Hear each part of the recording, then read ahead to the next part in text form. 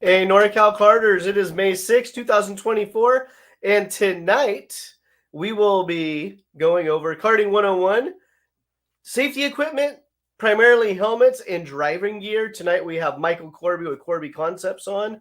We also have Ryan Beechner on from Freem USA. But a couple of housekeeping items to go over first.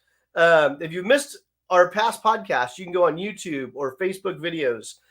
Go back to the NorCal Karters page and you can click the replays.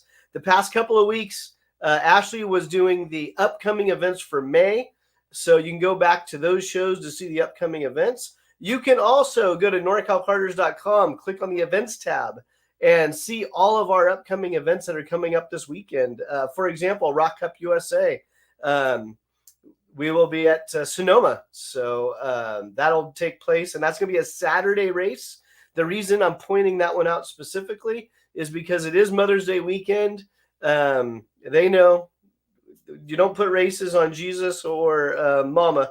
And that was from Mike Burrell directly. He sent that out in his press release. But yeah, it's on Mother's Day. So it is what it is. But it's going to be a Saturday. So official practice is Friday. Race day is Saturday. So that's Rock Sonoma this weekend. But again, norcalkarters.com.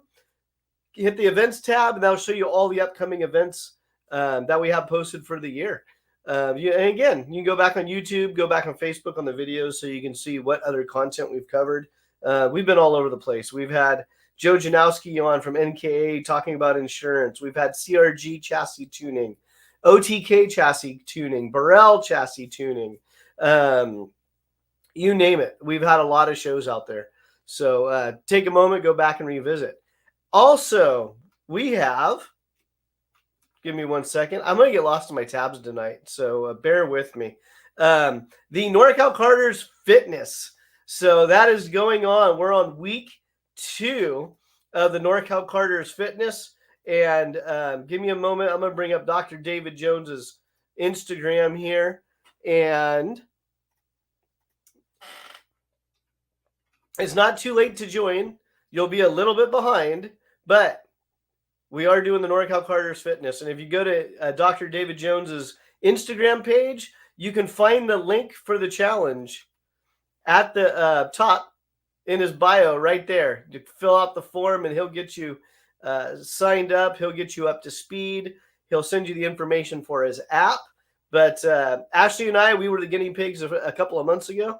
And now I think we have 8 people in the challenge. So again, fitness challenge. And it doesn't have to be for a driver. It can be for a mechanic.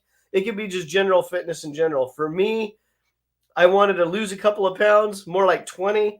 And I wanted more flexibility and mobility. I just wanted to be able to move my arms a lot better and not hurt. And if I had the opportunity to hop in a cart, then not feel so old. So that was my general goal. So everyone was a little bit different. So go check that out.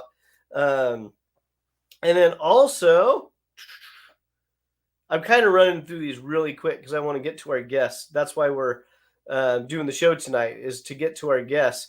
But I did want to bring it up, and I'm not gonna really address it with a lot of detail. But if you're one of those people that do thoughts and prayers, send your thoughts and prayers out to a corner worker that was injured at a club race a couple weekends ago.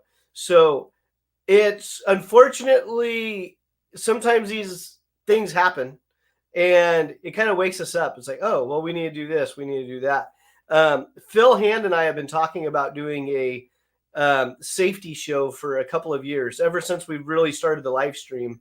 And him and I have just not really connected at the track with a number of drivers. It was going to focus on the flags and what the flags mean, how to properly enter and exit the track. But with the corner worker getting injured, him and I were chatting. It's like, yeah, we just need to make this happen. So again, I'm not going to go into, I don't have much details on the corner worker at all, but it is going to prompt some action on NorCal Karters to put some better information out there on karting safety. And it does tie into tonight's show, which is why I do bring it up as well. So Ridgely, thank you. We are all wishing him a very speedy recovery. And I think I just gave Corby the worst segue in history, but here we go. Let's welcome to the studio Michael Corby Concepts. How are you doing this evening? Doing all right. Thanks, Jason. Well, thank It's a you for little joining later us. here, though. Just remember, it's 10:45 here. It is 10:45 because you are in Indiana. Yes, And it looks like you paint helmets for a living. I do. You do. So, well, it's NorCal Carters. So, give us your background. How do you you live in Indiana, but how do you tie into NorCal? And plug your business, Corby Concepts. So I grew up in Fairfield, went to Sac State, and moved out here in 1995 after I graduated and got a job in racing.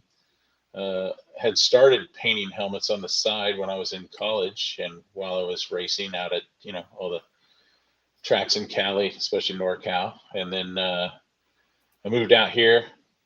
Um, well, let's back up. I sold my cart, sold everything. Still went to the racetracks, especially Kinsman, and did a lot of announcing. And people saw that I had painted my own helmet, and they said, "Man, that's really cool. Who did it?" And I said, "I did." And they said, "Oh, you should start doing that." So I did. I'd go out to the races and announce, and I'd leave and bring home 2 or 4 helmets and paint those on the side. And then I moved out here, kept doing it on the side, and then April of 2000, I got tired of working until midnight, 2 a.m. I configured in my basement, so I told my boss that I'm going to quit work in 2 weeks and started painting helmets. And here we are 24 years later and still making a living painting racing helmets. Still making a living painting racing helmets, Yeah. and you're from NorCal, so what better way to have you on?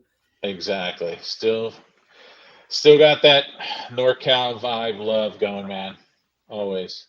Very cool. And then we'll go into more helmet questions. So if you're listening to the show and you have questions for Michael, you want to talk about helmet brands, you want to talk about helmet safety, you want to talk about Snell ratings or why, or your .1 helmet isn't legal. It doesn't matter. Ask away, and we'll rejoin with Michael here in a moment. But next up, let's give the stage to Ryan Beechner from Freem USA. Hey, how's it going? I'm good. How are you? Oh, doing well. I guess I should go ahead and give a little bit about my background and kind of the same thing Michael did. Absolutely. And then Sure. just so you guys know, right now we don't have a camera for Ryan. We're working on it in the background, but we have his audio. So yeah, bring us up to speed, Ryan. Who are you? Yeah. So my tie-in to NorCal Carters, I guess, is I do custom race suits and race gear through Freem Racing. They're an Italian manufacturer that I handle their U.S. market for them. Some of the notable NorCal teams I do work with would be GFC. All their team suits, stuff like that, is done by us, as well as Ron White Racing. We've got a fairly long-time relationship with Ron, even before I was in the suit business. I've known him and his brother Joe for, quite a long time. And then Gary is somebody who, not only did I actually get to know him, but he was one of my heroes growing up as I was racing, and started doing more and more work with him. Introduced to him through, I guess, Tony Siragusa properly, but call it 100 years prior to that, when Gary was on a Cosmic for a brief period, was actually when my previous business was the distributor for Cosmic carts at the time. So, not directly a NorCal native, but I've grown up here in Southern California, and given that karting's a small world, kind of leverage those relationships into business today. Perfect. So quick NorCal Carter question for you. Favorite racetrack in NorCal for you, Ryan? Sonoma. I'll be honest. I don't have a lot of experience with the other ones, just because the series that I've raced growing up and all of that, I don't think I've been to. It's like I've never been to Dixon. I've heard about it a hell of a lot. Don't know how I haven't been to it, but Sonoma is really the only track I have much experience with. Call it north of Bakersfield. Good stuff. Well, thank you for joining us tonight. And then, well, I'm going to have all three of you, or I keep saying all three because I'm thinking of myself in the third person. Yeah. But let's see here. How's this? Let me see how this view is going to look. Okay, so right now, Ryan, just to kind of paint the picture for you, we have myself and Corby is on screen, but then your audio is up. So, Yeah, that's fine. And to our guests, if you have any questions for either Michael Corby Concepts, or Ryan Beechner from Freem USA, start chatting away. And if you're on Instagram, bear with me. I can see the chat on Instagram. We just can't directly respond to it via chat through our software. So just hang tight with us on that one. But let's see. Cool. What about margaritas? No margaritas tonight. That was from Instagram. So let's jump into it with Michael. Yeah, Michael, I love my margaritas. If you don't know, just It sounds like it. yeah. And then sometimes I'll have my margaritas without the lime and the agave or the triple sec. Nice. Yeah. Nice. Awesome. Let's see. I'm bringing up your page real quick, just so we have some pretty eye candy in the background. Oh yeah. Not that you're not great to look at. Oh, thanks. Let's see here. But one of the questions I have for you, for Michael, and then we're gonna target Michael first, just because of the time difference, in case he needs to drop off here. But Snell rating, as you said off the air, Snell is actually in Sacramento. So yes. But the importance of Snell rating versus dot rating. I'm going to start there, but then I actually have a couple of helmet questions as a helmet painter that you need to think about when it comes to safety. But let's talk about Snell. Sure.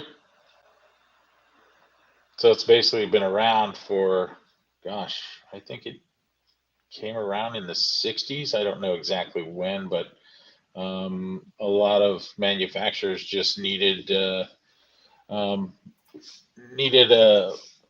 a platform to be able to have testing done and have an outside company to be able to do that and handle that. So, every 5 years they come out with a new rating. So you've got, depending on what you're racing, you've got anywhere from 7 to 10 years to use that helmet until it's void and you have to buy a new helmet with the latest Snell rating on it. So, and then you've got a couple different levels of Snell helmets and their ratings. You've got, of course, we're dealing with kart racers here. Basically a nylon interior. You don't have to have any type of fire resistant material. And Ryan knows all about that, I'm sure. So, the price goes up, going from a nylon kart racing helmet to something you're going to be running in an open wheel car, or, you bring your street car out to the racetrack, you have to have some type of fire resistant material on the inside of the helmet. So super important. And then, like I said, every 5 years, they literally, they're out there doing the testing and doing everything. They're very, very strict about it. And, in order to get that helmet certified, your helmet has to go through many, many tests. Not only the manufacturers do all these exact same tests, but they ship the helmets to the Snell the Snell organization in Sacramento. They do all the tests. They have to send every size and every model in order to get that certified. So they just don't get, let's say, a medium-sized helmet certified and then that sticker goes on a small or an extra large. They have to send every single size in every model to Snell to have it tested. Yeah, so it's above and beyond your typical dot rating. Yeah, and see, I'm not really familiar with dot rating or DOT because it's more on the motorcycle side of things. So, and every time when I started racing karts in 1990, 91, and they always look for that Snell sticker in there in the Yes. helmet. So, and I only see DOT stickers on motorcycle helmets, Yeah, for the karting and the motorsports, it's all about that Snell rating. Not Yep. Ryan's gonna. I call him Wiki Kart. So Ryan will be able to answer some of our questions as well. But I think Europe Sure. even has a different rating system, similar to Snell, but different. Yeah. Did you So catch that, Ryan? yeah. So Snell ratings are going to be specific for the application. So for instance, in the case of karting, you have Snell K, K for karting, obviously. But the testing protocol is going to change for karting versus auto, which is typically going to be SA. And then at a higher end level, you also have the FIA homologation. So you would have, I think it's an 8860, I think. Yep. Michael can confirm or deny. I can never keep track of which one is which. But I think Yep. it's 8860. 8860 is outrageously difficult to pass. It actually involves sled testing as well as a steel ball impact test um, that was specifically inspired by the incident. I don't remember what year it was with Felipe Massa when he got hit by a spring that had shot up into the air and he was hit in the head with it. So top end level, you've got that 8860. Those are the helmets that you're going to see are exclusively carbon fiber. You're going to see them somewhere in the, call it, $3,000 to $10,000 range, depending on what the specific model is and what the manufacturer feels like.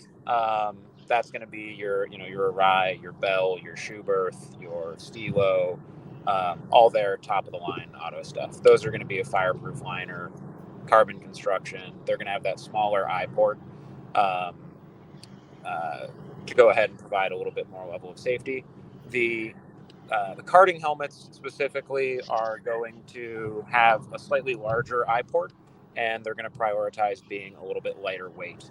Um, that said, they're typically going to share the same shell construction as their automotive counterparts. But as Michael said, they're usually just go ahead and have the fireproof liners. I'm not too familiar with Bell or Stilo, but I know on the Arai helmets you can usually spot the Kart versus the auto helmets by the interior color.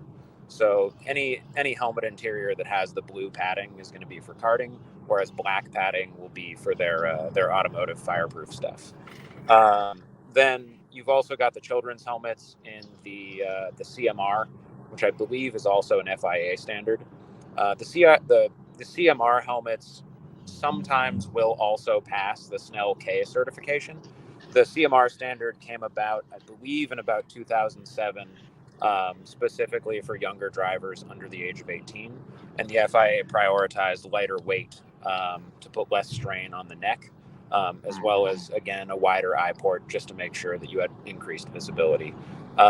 Recently, I believe it was Schuberth just released their first karting helmet specifically, which I think is actually the first helmet to the market where the Snell K standard is also satisfied on top of the CMR standard. So whether you buy a youth helmet or an adult helmet, it's actually the same shell, and you don't have separate youth sizing versus adult sizing, which is a bit of an advantage if you're somebody who struggles a little bit with holding your neck up, because it's a very, very light helmet. And I think that's about everything I know about helmets. This is why I call him Wiki Kart. If I have an obscure karting question, I just drop Ryan a quick text. Let's see. We have a couple questions coming in. We have one from Josh Veloz. Let's see. Do you prefer a specific brand when it comes to painting Bell versus Arai versus Stilo? Eye ports and vents make a difference. So I am a dealer for all the big brands: Arai, Bell, Schuberth, Stilo. My go-to helmet is Arai.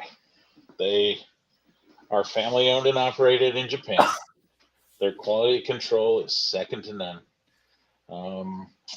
And they're just a great product. I think their interiors last longer than a lot of the other brands, and especially kart racers, because they usually only have one helmet. They don't have a backup, so they sweat a lot, and on and off, on and off, on and off.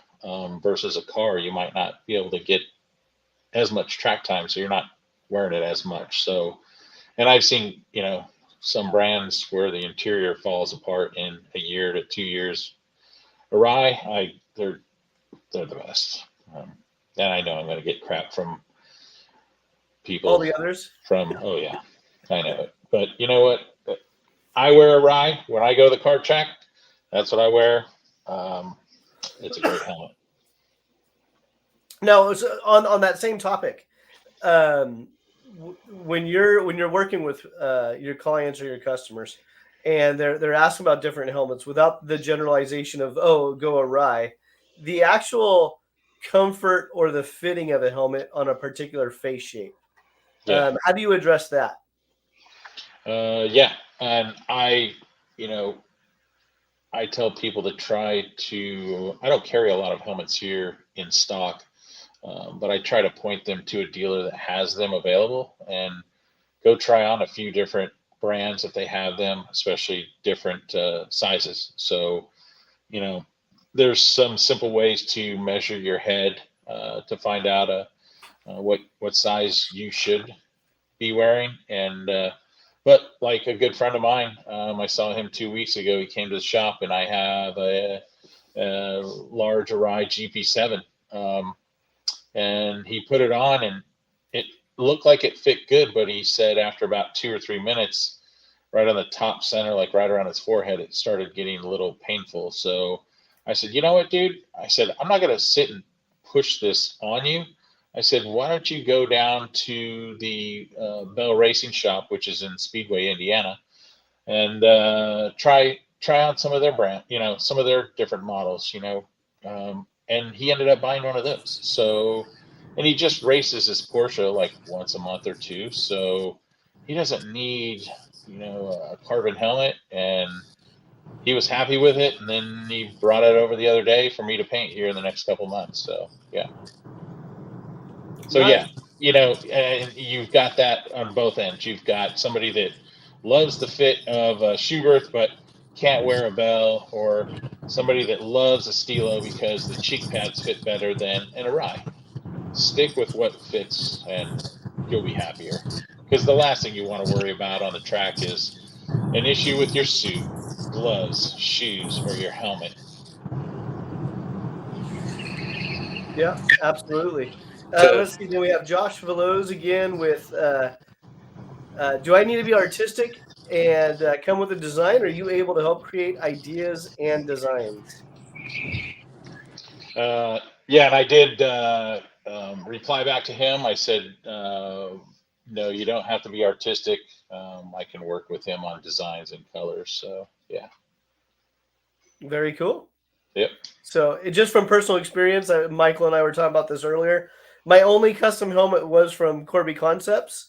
And one of the reasons I wanted you on the show is years ago, you did a helmet donation to, it was probably Kinsman Kart Club, because that was my home track. And I don't know why I won it, but I happened to win it. And cool.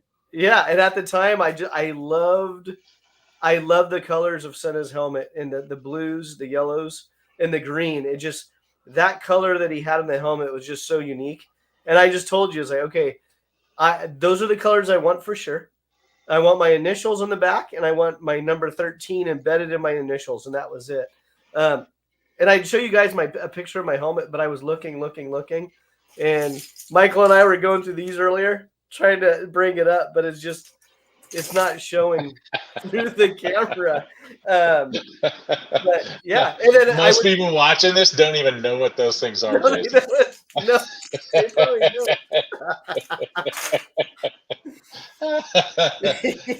It was called the Internet in a Box. Internet in a Box. Yeah. So yeah. I'm going to try, but basically, for you kids out there, there's a picture of my dad. Okay.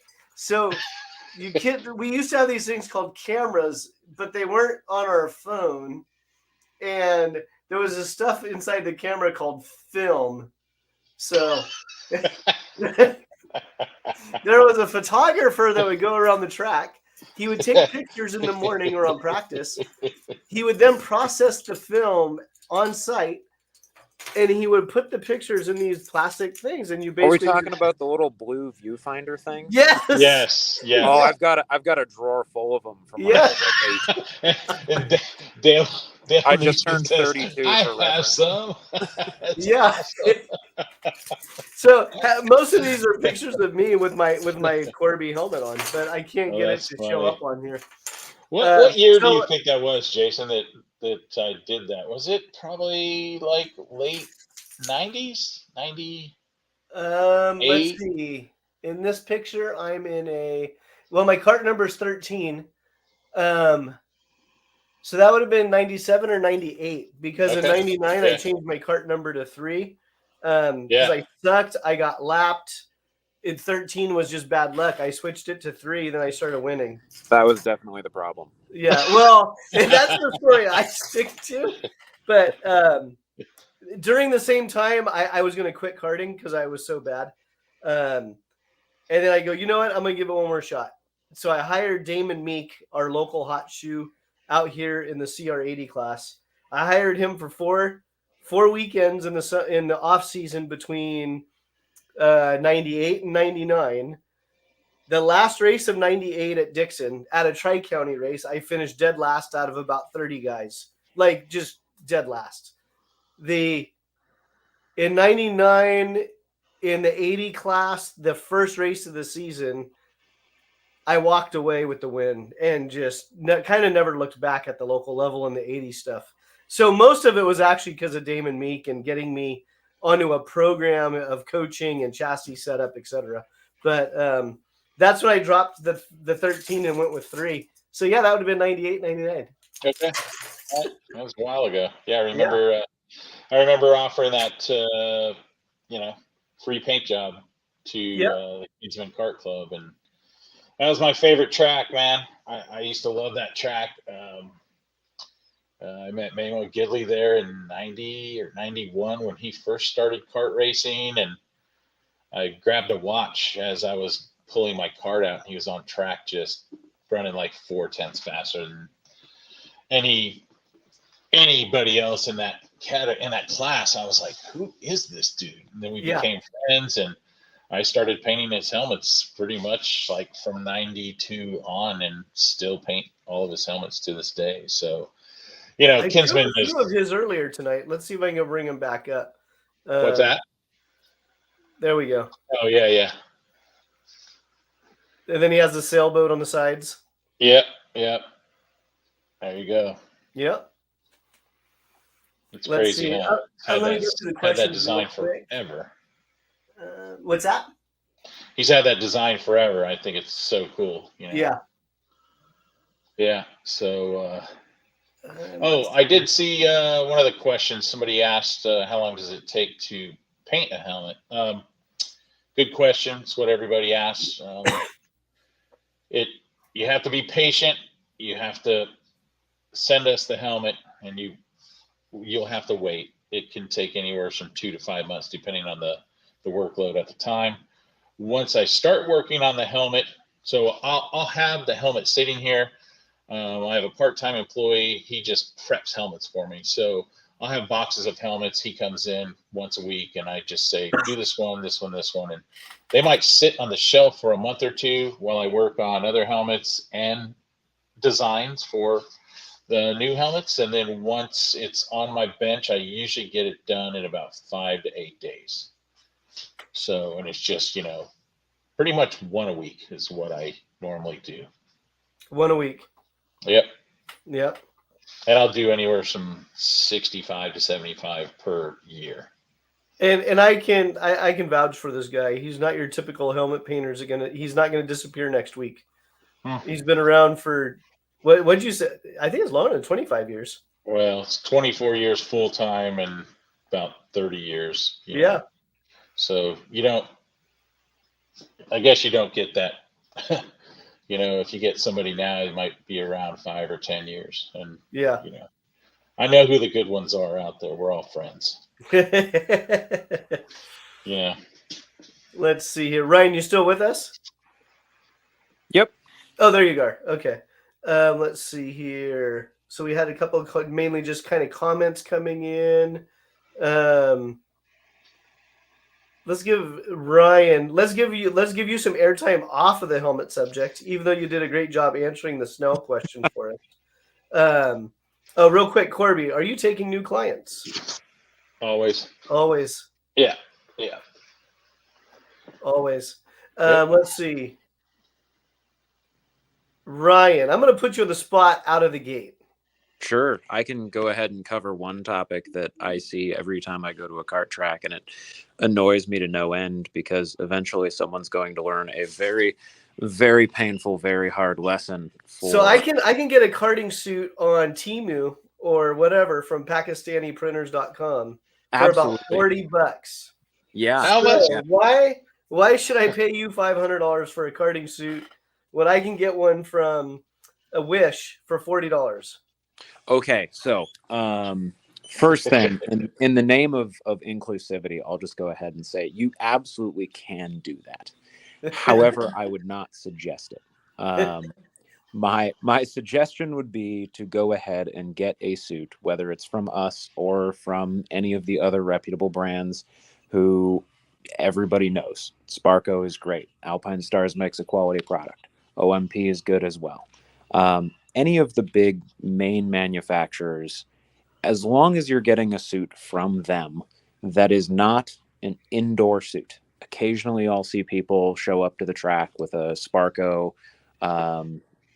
They buy the cheapest Sparco suit they can, and then they don't actually look and find out that it's basically meant to be used for indoor and rental karts.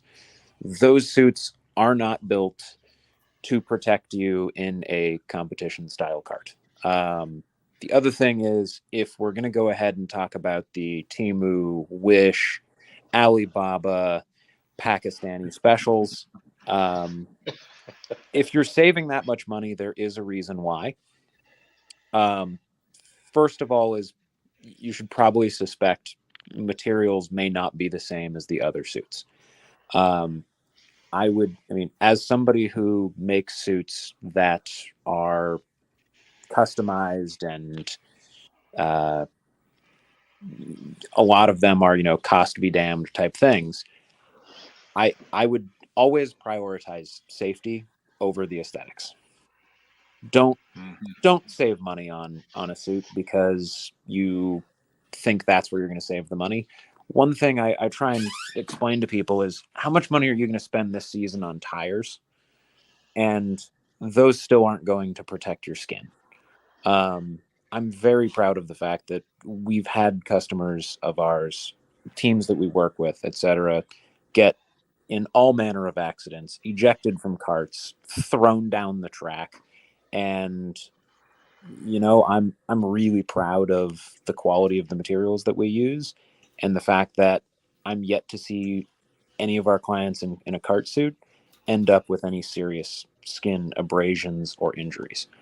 Obviously, you can't protect everyone in every single situation, and I'm sure there's going to be someone who has some horrid accident, but please, please, please spend the money on a quality suit, whether it's from us or somebody else. If you want to know, a quick moment, Ryan. What we're talking about, all my joking aside with Temu, Wish, all that stuff, all the joking aside, what we're specifically talking about is the FIA approval rating. Yes. And so where I was that's specifically what we're to talking about. is if you're ever wondering if your suit is actually a genuine product that is tested and homologated, typically speaking, there's going to be a homologation tag on it somewhere. All of the modern homologated suits will usually have a hologram on the inside of the zipper area, which is issued to each of the manufacturers at the time of manufacture for those suits. If it doesn't have that hologram, more than likely not actually homologated. If for whatever reason you suspect it may not be a genuine article from there, my suggestion would be to go to the FIA Karting's website, look up homologated equipment. The document should be under driver overalls. And it's going to go ahead and give you a list of every single manufacturer and each of their products that is homologated, as well as the corresponding code that should be on the product that you have in your hands. There's a number of manufacturers from the Far East, be it Pakistan, China, etc., who post all over Facebook Marketplace with these outrageously great deals. And they say it's CIK, they say it's FIA. But my favorite thing in the world is looking it up and then posting a screenshot and saying, this is really strange. Why aren't you listed under the homologated equipment? Interesting. And then they never respond. Because they're selling counterfeit products. They're using materials that are inferior. Their construction is not going to be at the same level of a genuine article. I'll never forget, prior to my involvement with Freem, when I was running the karting team, I had a guy show up with a quote unquote Tony Kart factory suit that he bought on eBay for $120. And I remember looking at it and being like, hey, man, you know that's not real, right? And he's like, well, what do you mean? And I'm like, yeah, that's not real. I'm like, because here's what a real one looks like. I had another customer who had one at the time. And he's like, oh, shit. Well, I'm sure it's fine. So he goes to the grid. He goes to slide into the seat and bends over. And the stitching at the waist failed. And it turned into a pair of pants and a shirt. Oh, no. I'm just like, okay, that's not encouraging. He then duct taped the suit back into one piece and wore it for the rest of the day, and thankfully never showed up with that ever again. What's equally frustrating is you're going to go ahead and see people on Facebook Marketplace, eBay, etc., who will actually go ahead and advertise with genuine images that they've just lifted from other manufacturers' websites. And you really just need to use the old principle. If it looks like it's too good of a deal, it probably is. Because, I mean, I get emails multiple times a week from different manufacturers in Pakistan or China or whatever it is. And they just go ahead and send me photos of my competitors' products and say, oh, yeah, we make all of these. And all they've done is, in a lot of cases, just copy and pasted the photos. They haven't even gone to the effort of what I did see one manufacturer do, where they just photoshopped their other competitors' logos out of the photo. But I've actually gotten phone calls, and this one was particularly funny to me because it was a guy with a Pakistani country code calling me. It was a week after I got back from visiting the factory in Italy, and he's telling me I make all of the products for them. And I'm like, well, that's interesting. I said, because I was there about 3 days ago. I said, and I know who it is who makes all of the actual products. I said, because I've met them and I've watched them being made. I said, I wasn't in Pakistan. Oh, they're lying to you. And I'm like, okay, that's cool. Click, hang up. It's just, they get so pushy and so desperate to try and go ahead and sell this garbage to people who don't know better that it's really frustrating. Yeah. And what Ryan was hinting at, you're not even hinting. What you would address is the abrasion. And for those that don't know, with the FIA suits, when you're ejected from the cart, which you don't want to get tossed, but you also don't want to go along for a tumbling ride. So the idea is when you hit the asphalt, you want to be able to slide across the asphalt. And these cheaper non-karting suits, what happens, they grab the asphalt and it will tumble you down the track. So that is one of the reasons the karting suits are they're just expensive. I mean, just call it what it is. Yeah. But do you want to get shredded to pieces and bounce around, or do you want to just kind of slide across the track and have some bruises? There's one other thing I see all of the time that annoys me to no end, which is the exact opposite of problem, where somebody shows up to a kart track with an auto suit. Nomex is not at all abrasion resistant. You Nope. might as well be out there in your pajamas. Yep. And the fun part about Nomex under abrasion is it gets really hot and it likes to grab skin. So not only will you end up wearing through it, but you'll tear little fun chunks out as it goes away. Yeah. A Nomex suit in a kart it's kind of a meme at this point, because I don't know how many times we've had IndyCar drivers show up to Vegas and they insist on wearing a Nomex suit because it makes them look like a big deal, because look at me, I'm the hotshot race car driver. And every time I just sit there and think, when is one of these guys going to come out of a kart and end up having a serious injury, and we're all going to look bad because the officials don't want to go ahead and enforce the rules evenly, because they'd rather go ahead and have the star power of the famous race car driver. Yeah. And the real irony of it is, whenever you see the big name drivers come from Europe, you'll notice they don't show up in a Nomex suit. They'll show up in a kart suit that is sponsor correct. Yep. There's a big difference to me in the level of professionalism of a driver who shows up in a sponsor correct kart suit for that event than the guy who just shows up in his old IndyCar suit because he's trying to cling to the glory days. Yeah. And to me, it sets such a bad example to the younger drivers who look up to those guys. And in a lot of ways, it's like, if those drivers would just reach out to their sponsors, to the people who build the suits, they'd probably be willing to actually work with them on something like that, because it's a great opportunity to make that relationship public and show that off. Yeah.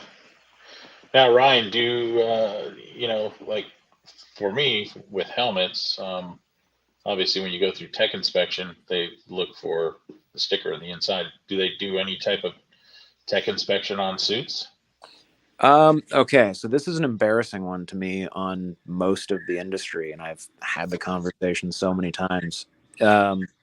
More recently, I have not seen the race organizations actually checking people's helmets and suits, and it drives me nuts, because I know what ultimately will end up happening is somebody gets injured, then they lawyer up, and then they're going to go ahead and try and blame the race organization for not enforcing the rule book, which states that they have to have certain level of safety equipment. Yep. And then they find them liable, and everybody else who just loves the sport, loves to participate, and wants to be a part of it is going to be saddled with all types of expenses or costs if they're going to withstand that lawsuit. Yeah. And it's like, I understand that a lot of these series don't want to go ahead and turn anybody away, because now more than ever, they need the entries. They need that, that revenue to keep the business side of it going. But at the same point, we really should just stick to our guns and say, listen, guys, I mean, the amount of money that's being spent in karting specifically nowadays is greater than it's ever been. And the fact that we're so concerned about offending two people who may not have compliant safety gear is, kind of just shows we've got our priorities out of line. Yeah. I mean, I've seen a bunch of people show up with helmets that don't meet the standard. I've seen people show up with suits that don't meet the standard. There's a number of very high profile drivers that are currently racing Pro Tour, Rock, all that, who show up and race in suits that aren't homologated. Yeah. And it's not good. I would say that it should be, anything on the driver's body when they get in the kart should be checked, and it should pass tech otherwise.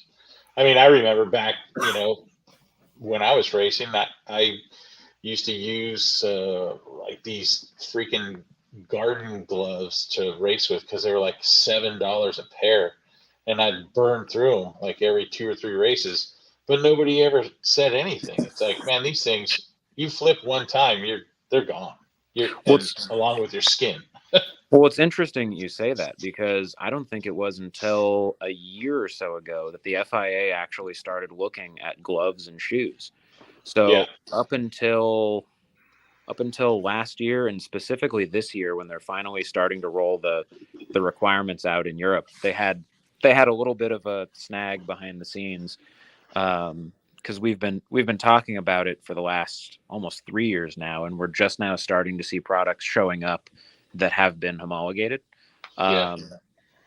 with with gloves and shoes. And that's always been one that I never understood why until recently we didn't actually have any standard for gloves, because I mean, a lot of the rule books, if you start looking, they don't even specify that you have to have gloves, which is insane. But even the ones that did specify you had to have gloves just say the driver's hands must be covered. Wow. So I think there's still room for growth in terms of the safety regulations, but it's another one of those things that's kind of shocking to me how we've kind of selected what things we want to go ahead and enforce and we don't want to enforce, because in karting we're still arguing about neck braces in parts of the country. Meanwhile, the rest of the world doesn't use them. We're not actually enforcing homologation on suits. We're, some places are enforcing the helmet regulations, some aren't. And, then meanwhile in Europe, they decided we're going to go ahead and mandate a chest protector on all drivers in karts, seemingly out of nowhere, when, the US had mandated chest plates for drivers under 12, but not after that, because we found that the growth plate in the driver's chest that could be damaged, by the time they're over the age of 13 is solid and not so much a concern. Yeah. So there's a little bit of idiosyncrasy, but I think generally speaking, the FIA at least is taking things seriously and moving things forward. Yeah. I wish the US would go ahead and get on board with that respect, but I don't know. It's a little frustrating at the moment. Yeah. It's very tricky. With suits, it's totally different. It seems like than with the helmet, because it's not like you can pull a helmet sticker out of something and put it on an old helmet and just go through tech. Everybody knows that helmet is from 10 years ago and it's not within spec. So if somebody pulls up to the grid and they're sitting there wearing this helmet and you're another driver, another mechanic going, hey, how did he pass tech with that helmet? That's a 10-year-old helmet. You see what I'm saying? With a suit or a pair of gloves, you can't really tell much. Yeah, I mean, that said, with a suit, I can go ahead and print you out, the last 9 years worth of homologations for suits, and it can be something you hand to a pre-tech individual and just say, check the collar. If this number is not here, then tell the person that they're screwed. Or or they have to go ahead and present the suit with the paper and highlight where yours is legal. If they can't do it, then come back when you can. Yeah.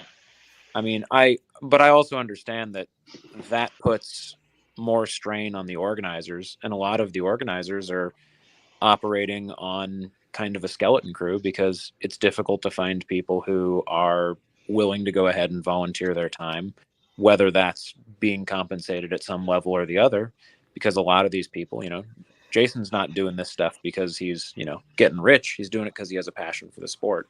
And it's tough for me, because I really appreciate what those people do for the racing community.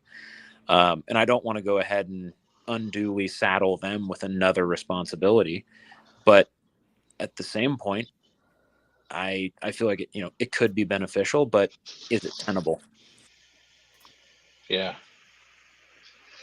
So we have a couple of questions coming in. Let's see here.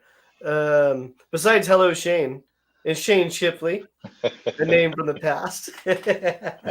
Let's see. Gear nuts. Corby, is there a specific type of paint and manufacturer you prefer? Also, my son has some older Freem products that are still solid. Very good product. Thank you. Yeah, good to hear. I mean, as far as I'm guessing, his question was more towards like what type of paint companies I use. I mean, knowing gear nuts, yes.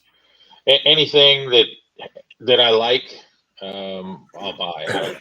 I mean, I mainly use Sherwin-Williams paints, from their colors to their final clear coats. Then I've got a mix of, I use a product made down in Arizona called Did Spade, and I buy like raw pearls and flakes, and so I tint and you know do different types of stuff for different effects on the helmet. And then as far as brand, was that the question, Jason? Yes. Let's see here. I can't see it on my screen. Specific type of paint and manufacturer you prefer. Okay, so manufacturer meaning Who makes Paint it? manufacturer. yeah. So paint manufacturer mainly. I mean, if you came into my shop tomorrow, I've got PPG, DuPont stuff from 10 or 15 years ago, House of Colors, Sherwin Williams. Then I've got all kinds of special mix type stuff where I make myself. So yeah, it just varies. I was actually going to ask if you did any stuff with House of Color, because I remember that being. I have a close friend who also paints helmets, who I remember that was one of the people that he always liked using. Yeah, still use House of Colors. Sherwin Williams bought that company a few years back, so Okay. I don't use them. It's really funny. My friend Ryan Young from Endossal Art out in South Carolina, he started dealing with a paint manufacturer down in Florida about 5-7 years ago, and he actually created many colors and has branded paint cans that you can buy in quarts. So like I use his neon red. I use a couple different neon greens that he had created by this company, and it's really cool because a lot of colors that were available 15-20 years ago from House of Colors, they have recently stopped manufacturing them. That makes sense, And especially one of after them, it got bought out. yeah, and like fluorescent red, neon red, it's you can't find it. It's hard to find, and it's a very used color all the time, especially in the karting world. You see helmets with super bright neon red, and yeah, House of Colors stopped making theirs. There's another manufacturer called Sem. I still use a lot of their stuff. They stopped making their neon concentrate because I would just add it right to the clear coat, and I could kind of tweak it, make it a little stronger, and they stopped making it earlier this year. So yeah, it's crazy how some manufacturers, they'll come out with colors and then they'll you know realize that they're just not making enough money on it. They just drop the line. So Yeah, I've got a kind of technical question for you. With how popular a lot of the really bright neon colors and things like that are, specifically in karting, just because it makes the helmets so damn visible and everybody loves a good contrast, is there anything that can really be done to protect those colors, just given that the more neon you have, the more light fastness there is? I mean, I've got I've got one helmet that was done years and years ago.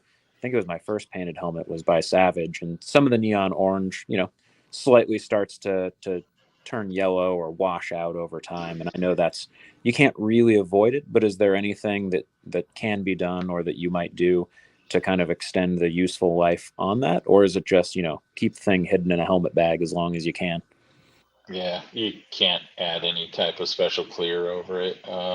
You just got Got to keep it out of the sun, especially Yeah. orange. Orange is the worst color. I mean, Yeah. I tested it one time years ago at my old shop.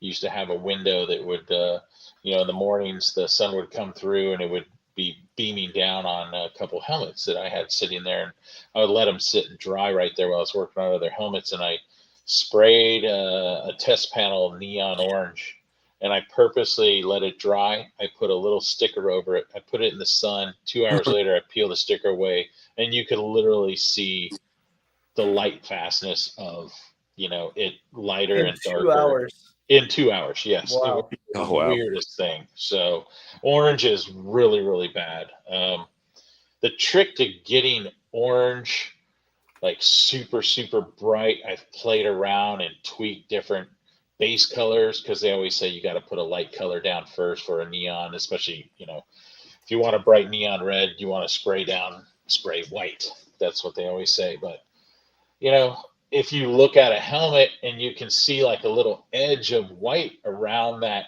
neon red or neon orange, I've figured out ways how to tint the color so you don't see that little tiny edge. And sometimes that actually helps the color last longer. Interesting. Yeah. Yeah. I worked with Stilo a couple years ago. They were having that problem on, they had some open face helmets that you would buy, and they were bright neon orange because they were made for the marine industry and racing because they require, 75% of the helmet needs to be neon orange, basically. Yeah, just for rescue. Yeah. So I got a call from the local rep here in the U.S. and Jay Braxton. Yep. And he says, "Hey, Mike, I got to pick your ear.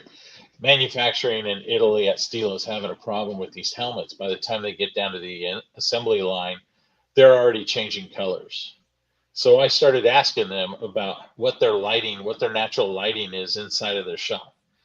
And he's kind of going, "Man, I never thought about that." I said, "Has a lot to do with it." I said, "You literally need to paint those things, let them dry, and put them in the box and ship them. Otherwise, they're going to change." Yeah, no. If there's any UV, that paint is fading. You're done. Yes, and especially in SoCal. I mean, it's going to kill it. Yeah. Yep. Wear the cart helmet back to the, get out of the cart at the scales. I always say to everybody, keep your helmet on until you get back to your trailer. Take it off, clean it, put it away, and don't ever put that. My biggest pet peeve in karting is putting a helmet in the cart seat. It drives me insane. I walk up to people without like somebody else's paint job. It's not even my paint job. And I've walked up to people and taken their helmet out of the cart seat. I go, "What are you doing?" Yeah, because they're warming the thing up, winging it to 15,000 RPM. They vibrate the shit out of that one area right where the rivet is on the Aride next to the face shield. Yep. And the you wing, get all this scuffing. They've got the wing on there, and it hits those seat strut bolts, and then they call me on Monday going, "It's no your good. helmet paint sucks." And I go, "It was in a cart seat, huh? Well, have a good day." Yeah. So yeah, I tell everybody, 2 things go in the cart seat: your butt and tools. Never put the cart helmet in the cart seat. Yep. So, no, I've had a bunch of funny. drivers. It's like it sounds so obvious when you say it out loud, but yeah. I mean, I'm gonna say we've all done it except for probably you. So there's a certain driver. He's from Sacramento. His dad's really famous driver. And on his last helmet I did as a ride a couple years ago, on the back edge of the wing, I put cart seat with a red circle and a slash on the wing. So that way it. Does this driver's last name rhyme with band? Oh, yeah. Well, I was going to say land. You beat me to it. Oh, it's awesome. This little sticker is so great. And somewhere where you're scrolling at, Jason, you'll find his helmet. So one band. One thing you mentioned with seats, and it's one thing we've had that just drives us insane, is for the longevity of your suit. If you wear a rib vest and you get in the seat and you have all of the conical washers and bolts in the seat and they're all exposed, tape over them, cover them with a pad, something, because all that happens is you get a sharp edge on those washers, and it will eventually, I don't care what you make the suit out of, it will eventually wear a hole through there. And it's one of those things where every suit we have, in the little instruction thing that's on them, it says it. No one reads Yeah. it. No one looks at it. And then inevitably I'll get 3-4 people a year who call me, hey, this thing's not very good quality. I just wore a Yeah. hole in it. Hey, can you Yeah. send me a photo of your seat? Yeah. Okay. All It's a right. Well, perfect match. you've been putting all of your body weight between a hard surface and a sharp edge. What did you think was going to happen? Yeah. It's And tricky. and that said, I will happily tell them, send me the suit, and I'll usually just have it patched, sent over, repair. I mean, one of the things I'll say we try and bend over backwards for is if anybody with one of our suits has an issue, has something where it's repairable, we're going to work with you. We'll get it repaired. We'll make sure you can continue to use it as long as reasonable and is safe. Yep. I mean, I've got suits that I think have 5 to 7 years of use on them that are still out there, and the colors have held up nicely. The fabric's still in good shape, and it's just the people who take good care of them. Follow the damn wash instructions, tape over your damn seat bolts, and the stuff lasts real well. Yeah. But I will say, just like helmet paint with fabrics, the light fastness when Yeah. when you've got neon yellow, neon orange. God, neon orange again is just uniquely horrible. Yes. That's something that I will warn people about when we're designing a suit. Like, hey, it's gonna look great, but you know, hide that thing in the trailer as much as you can because I want to Yeah. make sure it looks good for a long time. Yep. It's Yeah, tough. you guys brought up some great points I didn't even think about asking regarding the, don't put your helmet in the seat, and then tape up the conical washers or the seat Yeah. bolts.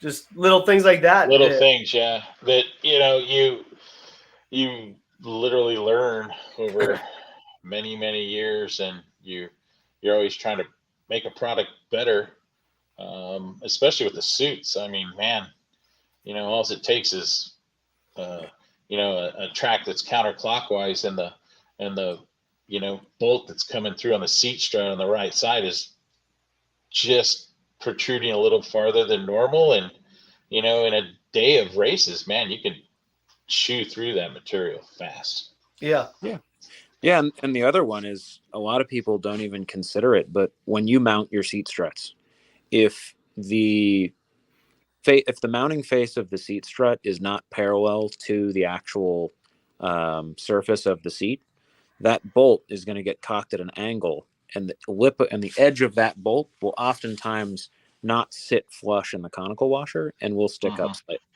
And that's where Yeah. you get even bigger problems.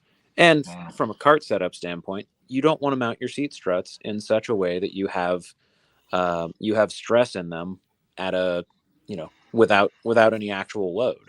It's just yeah. not going to be good for your seat. It's not good for the hardware. It's not good for the seat strut. Yeah. And damn it, it's not good for your suit either. oh come on, you just tighten the seat till it starts cracking. Yeah, Just tighten tap There it you off go. a quarter of a turn. it's like working on carbon fiber. You just tighten it till you hear a crack and then back it off a quarter turn. Oof. Yeah, no. Oh, actually, okay, that's a great segue. I can do this all night long, but I'll let you guys decide when you want to cut it, especially for Mike. I mean, I don't want to say what time it is for you, um, Yeah. but on the helmet side of things, mounting a GoPro or anything, a peripheral to the helmet, how important is it to either not do it at all, or if you have some sort of a neck restraint device or something like that, that a professional actually does it that's familiar with helmets? Michael, what say you? I have a strong Uh, that's also. well, I would say no right away, because it's something protruding beyond the helmet. All the manufacturers make the aero attachment pieces in a very thin plastic, because in case of an accident, that front lip or that rear wing need to be ripped away from the helmet, or crush, so that way it doesn't actually injure, let's say, the driver's neck, or back.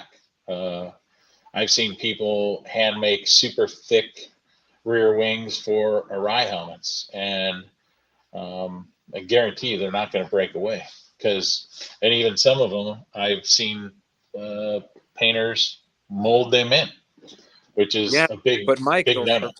but when I warm up the go-kart, it doesn't break.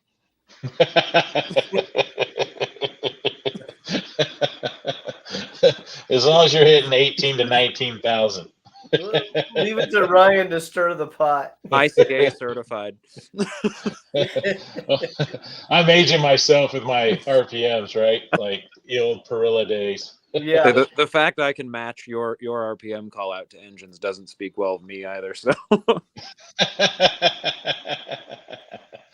yeah, but that's a perfect example. I've had it hasn't happened in the past, say 5 years, but 10, 15 years ago, I'd paint the rear helmet wing and attach it, and I'd always tell the drivers, don't put this in the cart seat because it can crack, and it always cracks on the corners. And sure enough, I get a picture later on. Hey man, can you fix this? It's like, no, I can't fix it. The wing's trash. You gotta send me the whole helmet so I can match up everything, all the lines, all the airbrush stuff, and colors, and just repaint a rear wing, clear coat it, and then yeah, but Mike, it's just a wing. It's a real small piece, right? It's yeah. easy. Hey, since you have black in the paint gun on another helmet, just hurry up and paint mine. Okay. Yeah, you just get some tape and squirt, right? Yeah. And that's my like another peeve of mine is when people say, well, because a lot of people, they don't come to me or a certain helmet artist because we really like your work. It's because you can do it faster than somebody else. So I've told many people, look, I am not Amazon, I am not Prime. I can't have it to you on your doorstep in 1 or 2 days.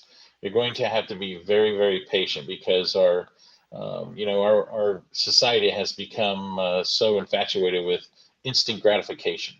And I have one of my very close friends. His last name might be reminiscent of a British monarchy character.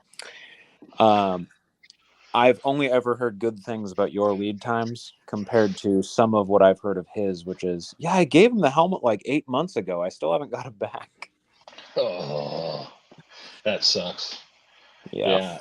That's probably the trickiest part of this business is that right there. Well, Because I mean, there's so many times I'm like, all right, I'm 2 months out, I'm 3 months out, and as I'm scheduling stuff in, and I'm trying to work as fast as I can, and keep my sanity, and then it's like, oh my gosh, that has been sitting on the shelf for a month and a half or 2 months. It's sanded and prepped and ready to go, but I haven't done anything. I haven't even done a design yet on my iPad. I haven't done anything, and it's like then I truly start to feel bad because it's been a month and a half or 2 months, which in our world is nothing because I know a lot of people are 6 to 10 months out all year round. So yeah. And no matter how legitimate your reasoning, the customer still won't care. Yeah. Well, like I tell people, man, I get the emails every month. Hey, can you sponsor me? It's like I don't sponsor anybody. I've got work all the time, so and you asking for a sponsor does me no good. It does the driver no good.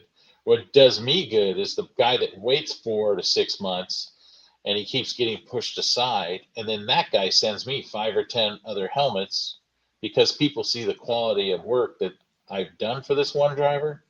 So the guy who waits the longest is the guy who always refers me the most. It's kind of strange how that works out. I think what it turns into is one thing I was told a long time ago, and I do a very poor job remembering this until conversations like this come up, which is an old saying, which is yesterday's favors are tomorrow's expectations.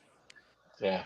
And the guy who understands that you have a life, you have other clients, and it's going to take a little bit, but he's going to get it, that guy appreciates it more than the guy who needs you to go ahead and crank this thing out as fast as possible because he's a big deal and he's got a race coming up. Yep. And the people who are willing to treat you like a human and not a helmet painting machine are the ones who typically end up getting the best work, because you know, you end up being in a better headspace when you're working on their product. Totally agree. And Actually, even for you that's too, a good point. in the suit world, think about you, Ryan. You're one person that will handle, a suit in order. You might not touch the suit, you Yep. might not ever see the suit, but you're one of 12 people that will be involved. Whether it's the seamstress, whether it's the person packaging up that, custom made suit and packaging it up properly so it doesn't touch the cardboard inside coming across the pond. You know what I'm saying? So Yeah. you're one of many hands that touch it. Whereas for me, it's either myself or my employee, and that's it. That's there's a number of suits that have been. I mean, there's always some sort of delay, and it drives me insane because I'll go through a 6-month period where I get suits faster than I expect them. Yeah. And then I'll go through another 6-month period where stuff is just inexplicably twice as long as it's supposed to be. Yeah. And unfortunately, I'll have a situation where it gets stuck between like me and Italy, where I'll submit it for production and it doesn't get acknowledged. Okay, and then I have to follow up on it. And then it's one of those things where just keeping track of everything in production is not as easy as it should be. Yeah. And, a lot of that, I mean, drives me nuts. I end up losing sleep over it, and I just feel awful because, I try and do my best to adhere to everybody's deadlines. Yeah. But at the end of the day, it's so difficult to stay on top of all of it because Totally. I'll be the keep in first to mind, admit I've probably overextended myself. Yeah. Well, it's because you're passionate about what you do, and that's the key. And you're always trying to do as much as possible for the customer, especially when everything's made, in Italy. And a lot of people don't realize that, all of Europe shuts down for 4 weeks or 6 weeks in the summer. Yeah. So, Yeah, and for some reason, August is always a surprise, no matter how much I try and warn people about that. No matter if you plan 4 months or 10 months out, August is the time, and it happens. It's there. It's in your face, and you're like, oh no. Well, and what really screws it up is when somebody wants a suit and they go ahead, we've been talking about it and we finally get a design, call it a week after our initial talk. They approve it, but hey, it's August 2nd. Okay, well, what do you mean it's not going to be done in a month? Uh-huh. Well, not only is it not going to be done in a month, nothing's going to happen with it for a month, and then it's going to take a month. Yeah. And that's when it's just like, dude, if I could sew the thing for you, I would, but I can't. That's the world that we live in. That's why you carry your duct tape all the time in your trunk. I'll take care of that seat strut bolt that wore a hole. Come on over here.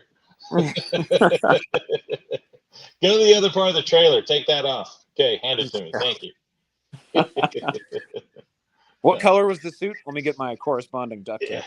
Fluorescent orange. Yeah. Shit, that would probably be the easier one to get duct tape off.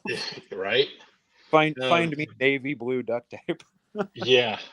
Have an assortment of fluorescent colors of duct tape. I noticed, Jason, that Gear Nuts had asked if adding a ceramic coat help, or is there a UV coating buff that can make the color last longer? It's really not. I mean, it's just like Ryan said, you just have to keep it out of the sun. I have never tried. I've got a professional ceramic coating on my personal car. I've never put it on a helmet, but if you buy a proper ceramic coating, again, you get what you pay for. Don't think that you go into AutoZone or Pep Boys and buy a sprayable ceramic coating. It's not ceramic. It's a joke. I've fallen down that rabbit hole. I've got So I've got some you very have to buy very tiny glass bottles. Yeah, exactly. Yeah, when you're spending $250 or $300 on this little tiny 2 bottles. Yeah. And it's all about, the prep to make that ceramic coating look really, really good. Yeah, there's my Volkswagen Velour right there. So, hey, it's ceramic coated though, and it's real ceramic coated. And but with ceramic coating, putting it on a helmet, I mean, it's such a small piece. You really don't need to. I've always used an auto detailer, like when I got out of the go-kart, and of course, before anybody manufacturing proper chain guards, and your whole right sleeve of your suit and your right rear portion of your helmet is just covered in whatever lube you're How did it using take for us that long to come up with that, by the way? I know. And just think about the noise too, how it deadens the noise from the sprocket and the chain. That's huge. And Well, the other one that made everything substantially cleaner, and a lot of people didn't realize it, was getting rid of the flex joint in the exhaust. Everything's ball and socket now. Yep. It's because of dB levels. And as far as cleaners go, people say, "Oh, I want to wax my helmet." It's like, you don't need to wax your helmet. The gloss and the shine on the helmet is going to be great when it leaves my shop. Otherwise, it will be re-clear coated. But as long as they're using like a water-based detailer, you can use that on the shield and the helmet. Wipe it down, 4 to 6 sprays on it. Boom, done. Ready for the next heat. I think I'll throw in one thing on helmet maintenance, which you can probably speak to better than I can. But when it comes to cleaning a helmet, if you have matte paint, do not sit there and buff it with a microfiber, or it will quickly become gloss. Yeah. And for matte paints, there are other specific cleaners that will go ahead and work wonders. And if you do have matte paint on your helmet, definitely pick up a bottle of that stuff. I highly recommend Molecule. I bought a case of the stuff from them about a year and a half ago at the PRI show here in Indianapolis. And whenever somebody wants an all matte helmet, I just throw a bottle in there. I don't even bother selling it. It's like $7 or $10. I'm like, just take it. This is the best stuff. Use it. It works the best on matte finishes. And you'll notice too, if you see a high quality matte finish on a helmet, it's very smooth. Whereas cheaper matte clear that a helmet painter can buy, it's much more porous and it's much more rough. So it's going to be a lot harder to clean. Yeah. So. The other one is face shields. Do you have any experience with the aftermarket Iridium face shields? I know there's been I don't know if anybody brings them in anymore, but there's a couple Japanese companies. I think Gaze was one of them, that had different colors and things like that, because I know some people feel a little bit limited by the color selection on the Arai Iridiums. Well, the FIA has gotten involved in the last few years. So Arai used to sell Cerakote shields. Oh yeah, that was another Japanese manufacturer. So they would sell those, or approve of those. But then Arai brought when they came out the GP7, they came back in house with coating their shields because everything's homologated. It has to have that FIA little holographic sticker on the left side of the shield. So there's other helmet painters around Europe that years ago they got in trouble because they were basically cheating the system and making their own fake knockoff Arai shields and coating them. Don't talk about Lucky Design like that. I don't know what you're talking about, but I got tired of dealing with people not being able to have anything in stock. So I found a company here in the US and I started coating my own shields. So I did that for like 5 or 7 years. And my biggest dealer was PSL. They would call me and go, "Hey, order, 75 of this color, 100 of that color, 200 of that color." I would, order them from Arai. The importer would send them to me. We would have to take off every single shield would have to be broken down. So we had to take off the little tear-off tabs and Yep. then ship them to the coating company, and they would turn them around in about 2 weeks. Then when we got them back, we had to put the tear-off tabs back on, even though 80% of the drivers would never use those. And then we'd have to package them up and ship them out. So it was funny awesome. because And then we I had- stopped doing it because this manufacturer closed up shop. So unfortunately, Yeah, no, I had a real good relationship with Oakley when I was racing, and for a while we were playing with different coatings on different visors and things like that. And I'll never forget when they did a polarizing thing on one of my visors. I went out for a session. I immediately pulled back into the pits and nearly puked. Polarized lenses, it doesn't work on a face shield. yeah, whole different thing. Yep. And well, Ashley just mentioned talking about, night races coming up in NorCal and using an amber shield. It's really funny. A lot of helmet manufacturers have gone away from the amber shield. I know Arai has gone to, they have I don't know what they call it. It's like it looks clear when you see it, but it's got like a pink hue to it at a certain angle. And apparently that's supposed to work a lot better than the amber shields that used to be out. And like I would say from about Snell 2020 helmets forward, a lot of manufacturers don't even offer that amber shield anymore. So I could be wrong. I mean, I don't paint a lot of Simpson helmets like I used to 25, 30 years ago, but they probably have an amber, shield available for a lot more models. That gives me an idea. Mike, shoot me a message after the show. I've got kind of an idea on that I think we might be able to work together on, actually. Okay. Will do. Sorry, that was ominous. Where were we? It's all right. I'm listening to you guys in the background, and it's like I'm just trying to find photos. And then you guys were talking about this night shield, so it's like, as Ashley knows, I squirrel out real easy. So I'm on Google looking for this Arai nighttime shield. I like pictures and videos. Yeah. And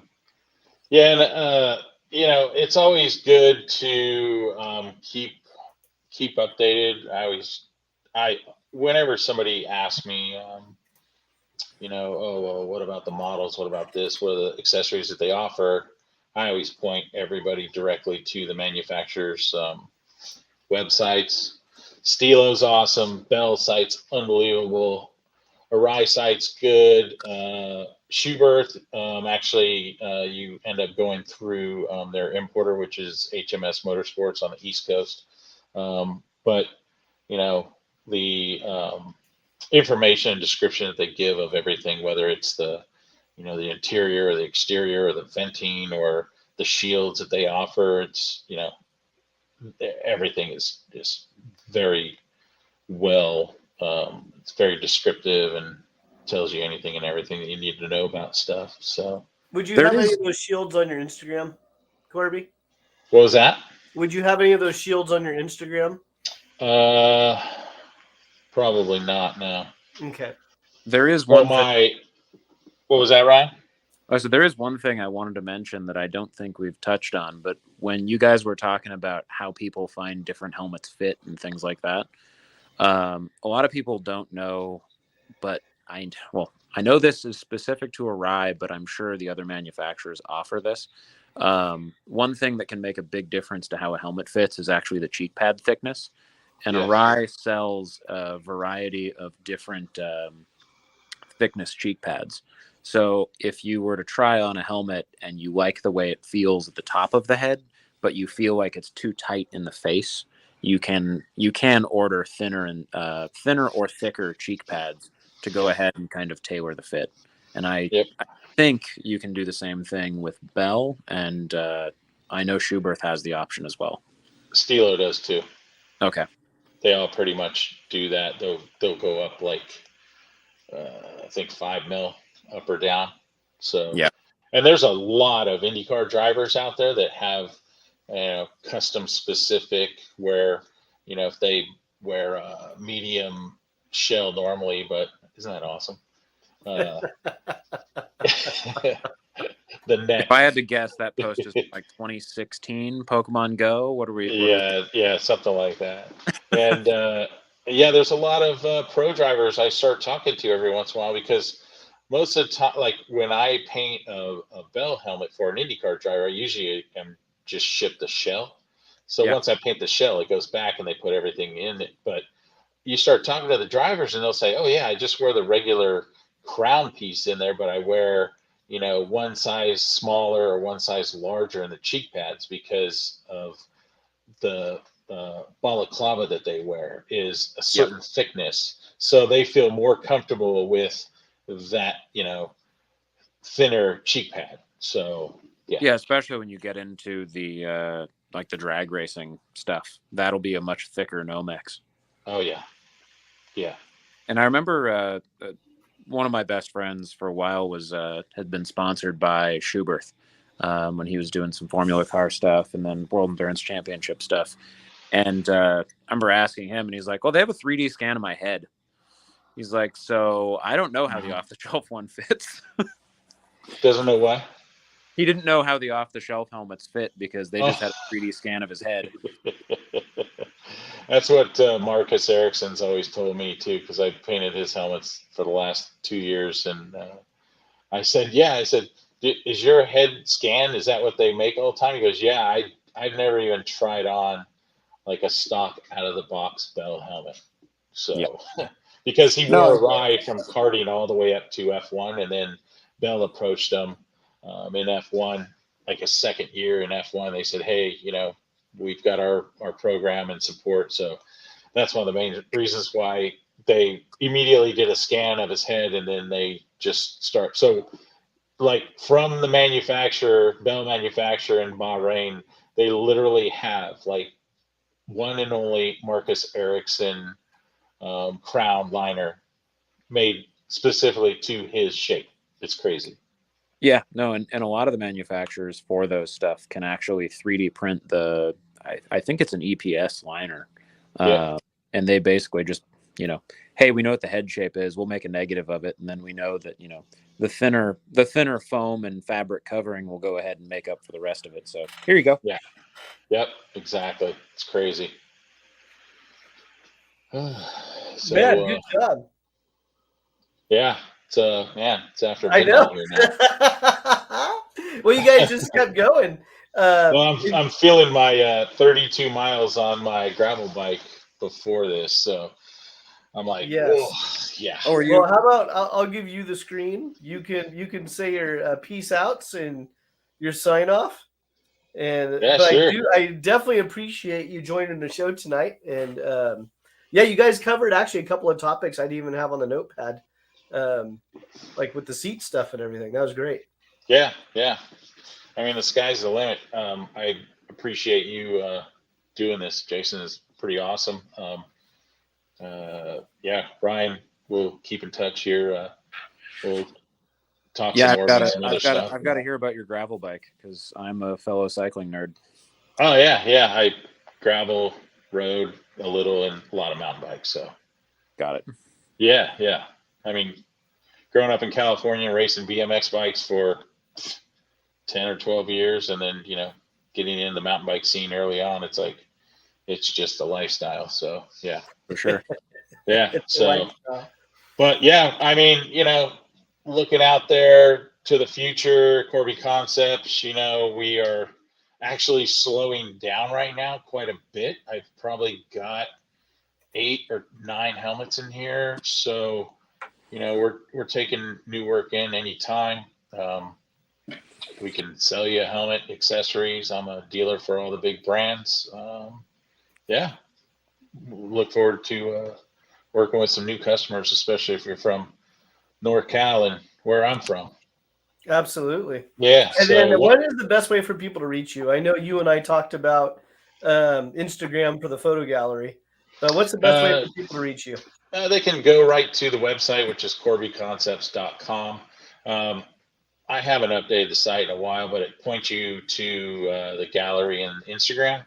But you can go right to the homepage and of my website, and you can go down and put in your name and information and send me a request. And then usually within a day or 2 days, I'll reply back, and then start working forward. Whether customer's going to be sending me a helmet or they're going to purchase one from me, whatever. I normally always give, if they're buying a helmet from me, I always give a helmet paint package discount. So, and then sky's the limit on design, colors, budgets. Budget's very important. Most people have a budget for anything and everything in life. So, if you say, hey, this is my budget, can you do something? Yeah, do it all the time. So, yep. Very cool. That's why I've had one custom painted helmet. That you got for free. That I got for free. A real quick story. I've had a couple of people approach me and say, hey, can I do a helmet for you? And I've turned them down. And not because they couldn't do good work or anything else. It's because of that damn fucking helmet you did the first time for me. Excuse my language, kids. But it was just like this. It's like, you know what? No, I at some point I'll afford a helmet when I decide I want to race again, and that's actually important to me to have a cool paint job. And it's like, I gotta stay loyal to Michael. And you got to think about it. When I started doing this, it was just, my dad painted my first helmet at his body shop in Vacaville because he got tired of trying to keep time on me and looking up and seeing 18 or 25 white helmets out at, Dixon track. So he added some like bright yellow and some blue on the white and, made it cool. And then we added some more colors to it, like some bright neon magenta and something else. And then And it was all that. It was identification, and that was the thing. It's like, man, when you see a Senna helmet, you don't even have to think about anything, but you know who that is. Yeah. And pretty much, in the late 70s, early 80s, there weren't a lot of helmet painters around, but people were doing custom stuff to the helmets. It was very simple, but it was always based around what country you were from, and usually the flag of what country you're from, and using the colors and trying to apply that to something unique. So it was your identification when you were out on the track. Because I always tell everybody, when you saw two McLaren cars racing around in the late 80s in F1, the cars look exactly the same, but you could always tell Alain Prost from Senna because of the paint jobs on the helmets. Yeah. Yeah. So important. So, yeah. Well, and then even as an announcer for the Sonoma events, the first race or two of the year, I had to go through the pits. I had to talk to the drivers. I don't know what their faces look like. They always have helmets on, but they'll show up with their new helmet paint job, and some of them will completely go a whole different direction. Like I noticed when we were talking about Chase Hand, his paint job is just kind of reminiscent of his dad's paint jobs from back in the day. Like there's a trend there. Yeah, that's what he wanted. Which is so cool. Same thing with the Camerons up at Sonoma. Christian Cameron's racing now, and he has got a bright green helmet. Yeah. Well, there's been a couple of kids that show up, and like one year it'll be like a bright orange and white, and then the next year it's purple. It's like, who are you? Like, yeah. Yeah.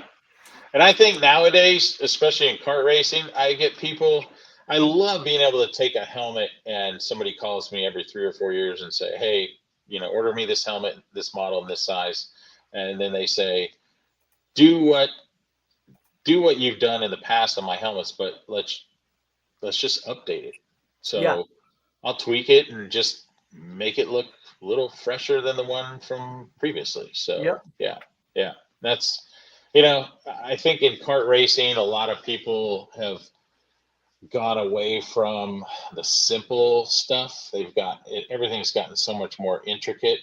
the layering, the airbrush effects, and sometimes simpler is so much easier. Like, Howie Idelson, when he came to me and he came up with the designs there you go, for his son.